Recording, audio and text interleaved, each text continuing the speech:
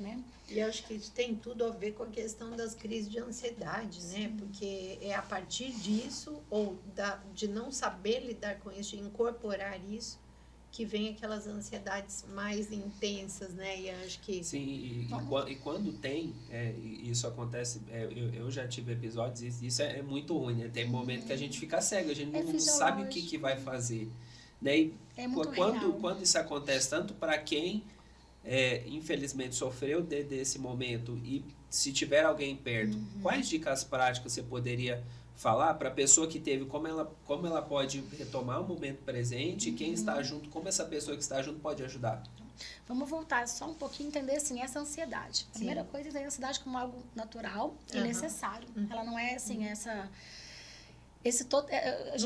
a gente costuma explicar, tem sim os transtornos de ansiedade, mas vamos considerar a emoção ansiedade, né? Então a gente for pensar, né, num gráfico, né, onde a gente tem o desempenho, performance, né, e uma linha horizontal da ansiedade. Ela é como se fosse um gráfico em U, né? Então, zero ansiedade, ela não prepara para o que vai acontecer, né? Então, eu vou preparar, sei lá, vou organizar um casamento, né? Será que hoje vai chover? Será que será que eu não organizo uma tenda? Então, assim, essa preocupação do que vai acontecer fez a pessoa se organizar e organizar uma tenda. Eu vou apresentar uma palestra, eu vou estudar, eu vou revisar o material, eu vou ler alguns artigos. Então, essa preocupação, ela faz vamos falar que é a componente cognitivo, né, da ansiedade, faz a gente poder melhorar o nosso desempenho. Então, de zero ansiedade, eu não vou ter essa preocupação com nada e às vezes não vou ter me preparado. E aí, quando ela aumenta, eu vou sim ter um desempenho melhor. Só que chega uma hora que é muito claro ali no filme, porque se vocês observarem, tem uma parte da ansiedade do filme que assim, é melhor a ansiedade no comando mesmo. Você lembra dessa fala, Ian?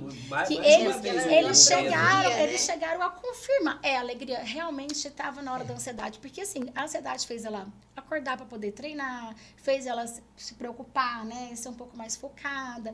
A ansiedade fez ela mudar alguns comportamentos que ajudou a ter um desempenho melhor. Sim, então assim, a gente não pode falar que ela é ruim, porque realmente naquele momento ela tem sim que se preocupar, né, como ela vai expressar alegria, porque as pessoas estão julgando ela. Quando as amiguinhas dela não estiverem perto, como ela vai se interagir com novas amigas na escola. Aquela cena do filme, né, então quando ela admira a Val, né, que é a questão, né, da inveja, bem assim, nossa, ela é aquilo que eu almejo ser, né, ela tem uma posição de destaque, ela tem um desempenho excelente no time, né, então ali, quando entra a ansiedade, nossa, eu vou estar naquele meio, como é que eu faço para estar parte daquilo, né, como é que eu vou me comportar? Então, a gente tem sempre que lembrar que a ansiedade ela é necessária, né, e a ansiedade faz com que eu me prepare para o enfrentamento. Se a gente for pensar uma questão mais evolutiva, né, então eu tenho uma luta, né, ou eu tenho a fuga, ou eu tenho aquele fingir de morto. Lá nos homens, no Homem das Cavernas, a gente lá atrás, né? Só que as situações atuais, ela não é tão essa luta, essa fuga e esse fingir de morto. Vamos pensar, então, o medo tem uma postura mais evitativa, né? Se eu tenho medo de uma situação, não só, eu tenho medo de apresentar esse podcast, eu não venho. Eu vou evitar entrar em contato com essa situação. Então, ele está me mantendo numa situação onde eu acho que eu não vou ser capaz. Porque, geralmente, a ansiedade, eu faço duas coisas. Eu maximizo o problema no futuro, eu catastrofizo, então acho que vai ser um cenário que eu não vou dar conta de enfrentar, e eu minimizo minha capacidade de enfrentamento. Eu acho que eu não vou ter ferramentas necessárias para lidar com aquilo. Então, quando eu entendo que a ansiedade, e essa faz parte da regulação emocional, porque é a psicoeducação, né, entender o que está acontecendo, é um primeiro ponto, né? Então, aí só que como é que aquela curva começa a cair? Chegou um ponto onde foram várias, né, né, catastróficas, que a ansiedade foi colocando lá naquele comando, né, aquela cena é linda. E aí a Riley começou com aquele teste de evidências, né, mas e se ela conseguir fazer um gol? E se ela deu certo? E ela também colocou outras memórias. Lembra quando você fez isso? Lembra quando você fez aquilo? Então, né? ela foi questionando, né, o que era interpretação do que era fato. Então, isso ajuda muito a gente a entender. Mas aí, voltando na situação da crise de ansiedade. Então, é uma resposta fisiológica do corpo para a luta, para a fuga. Então, eu preciso realmente bombear o coração mais rápido para poder chegar mais sangue nos músculos, né? Chegar mais sangue para poder ter uma resposta de enfrentamento mais funcional.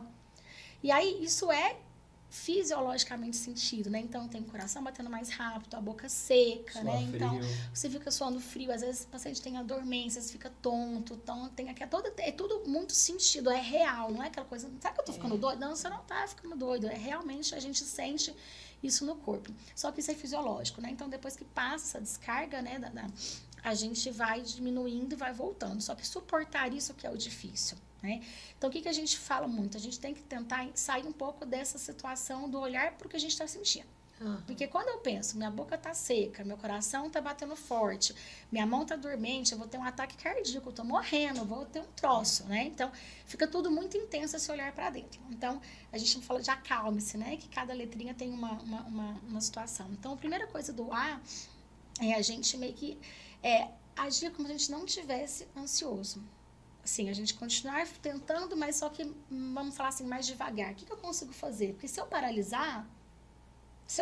não vai resolver, eu não vou conseguir, eu vou ficar naquela situação do medo que paralisa. Então, a gente vai tentando desacelerar e entender o que eu posso fazer naquele momento para poder agir como se eu não estivesse ansiosa. Né? E aí, uma outra coisa importante é a gente começar, às vezes, a contemplar o que está ao redor. Porque aí eu tiro a atenção de mim para o outro.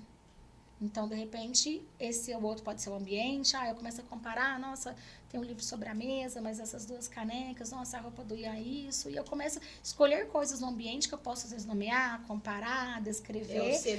Para eu poder conseguir olhar fora de mim. Porque se eu fico só voltando a atenção porque eu estou sentindo, fica muito insuportável. Né? Eu estou meio que colocando foco ali de luz naquilo. E aí, realmente, a gente acha que vai ter um troço. E aí, quando eu começo a contemplar ao redor, eu consigo ver melhor, né, a situação desviando a atenção. Tá? E aí a gente consegue também entender que eu posso fazer uma respiração mais profunda, né? Eu estou falando mais de forma geral, sem ser na sequência, mas fazer uma respiração mais profunda. E o que é isso? Porque quando a gente está muito ansioso, a gente respira muito para essa parte aqui, verdade. Ó, curtinha. Não é abdominal, é em E a gente costuma muito ensinar para o paciente uma respiração diafragmática, que a gente põe a mão no umbigo. Por quê? Porque aí é uma respiração mais abdominal. E onde eu vou realmente inspirar o ar, né? Às vezes contando até 3. Segura o ar um pouco e solta pela boca. E essa respiração, né? Que a gente faz, segura, inspira pelo nariz e solta pela boca devagarzinho, ela vai podendo fazer com que a gente solte, né? Esse excesso que a gente tá, parece que a pessoa fica um pouco com aquele, parece ter um nó na garganta, né, que os pacientes compartilham. Então, essa respiração, ela vai ajudando a gente a desacelerar. Quando o paciente, a gente ensina isso fora daquele ambiente de tensão, porque aí eu já vou ter aprendido isso antes. Mas aí vamos pensar no Ian, o Ian tá aqui.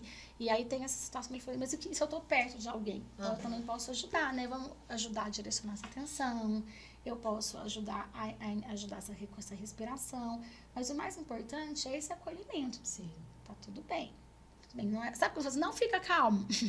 Porque sabe quando a gente fala assim, olha, não pense num brigadeiro. É o que você vai Todo mundo pensou no brigadeiro ali. Então, ela não fica nervosa. A pessoa vai ficar nervosa. Então, esse não permitir que a pessoa fique... Aí parece que vai ficando cada vez pior. Assim, eu não posso ficar nervoso, não posso. Então, assim, quando a gente fala o aceite, né, do aceite essa ansiedade, quer dizer que ok, tá tudo bem, essa é a realidade hoje, eu estou ansiosa nesse momento, então como é que eu tô lidando com essa ansiedade? Que é o que, essa parte de não tentar fugir daquilo. Porque quanto mais eu tento não pensar naquilo, mais eu penso naquilo. Por isso você deu o exemplo da mindfulness, né, que é a questão da atenção plena, né? De eu voltar para esse momento presente. Então, quando eu vou tendo essa situação, né, do aceitar, né, de contemplar as coisas ao redor, de agir como se eu não estivesse ansiosa, né, de liberar esse ar dos pulmões, né? E de eu começar a até reconhecer esse pequeno avanço, né? Você vai reconhecendo que você está conseguindo. Reconhecendo. Te dá uma sensação aí você vai repetindo, você vai repetindo isso quantas vezes for necessário. Assim, você vai, não, eu respirei e não resolveu, mas você não vai respirar só uma vez. Você vai fazer isso 2, 3, 4 vezes. Porque isso é muito fisiológico, assim, se vocês... eu falo que quando a gente está numa situação, né? O coração está muito acelerado. Tentem realmente parar, sabe? E é uma coisa que você consegue fazer sem as pessoas, sei lá, você está num lugar, né? Com seu chefe, numa reunião. Você consegue, naquele momento, estar lá. Fazendo com que você respirando, cuidando, você né? está regulando aquela emoção antes de chegar num nível, né? Muito pior. Então, esse é um ponto, né? Da gente conseguir aceitar, acolher, contemplar, porque aí você muda um pouco da atenção.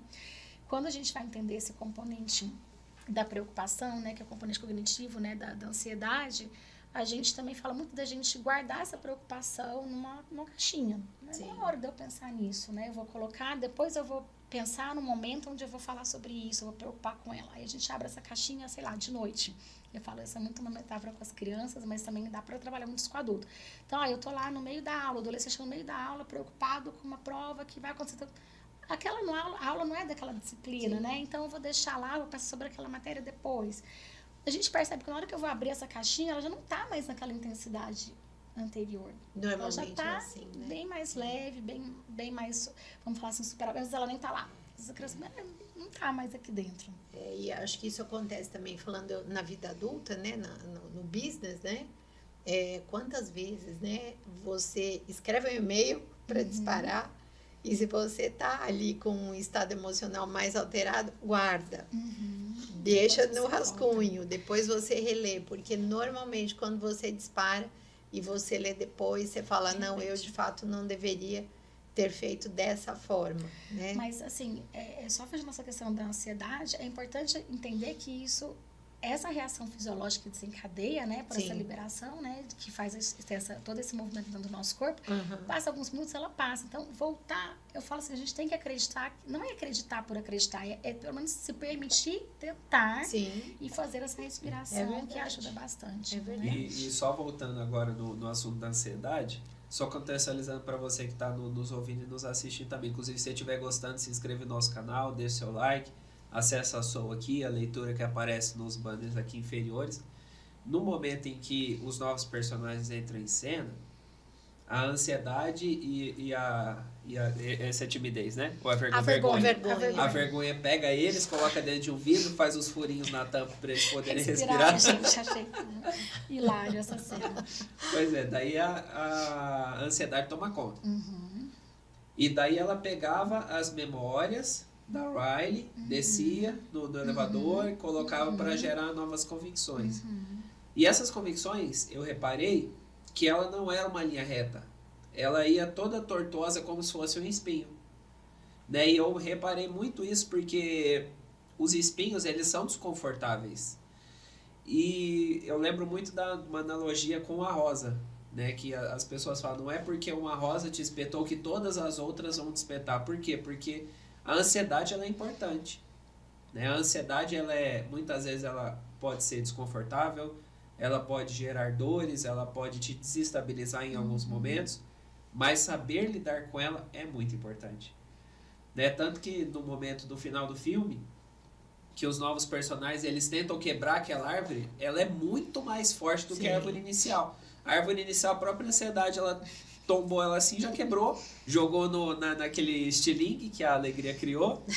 E aí depois, quando nasce a nova, precisaram se juntar todos os outros personagens para romper aquele padrão, aquele senso de si que estava sendo disfuncional. Né? Porque, e eu tenho certeza que não era isso que a personagem Ansiedade queria. A Ansiedade queria o sucesso da Riley, queria que ela fizesse os 3 gols. Né? Como chama outra personagem? A Val fez 2 como caloura, ela queria fazer 3. Tava dentro do time.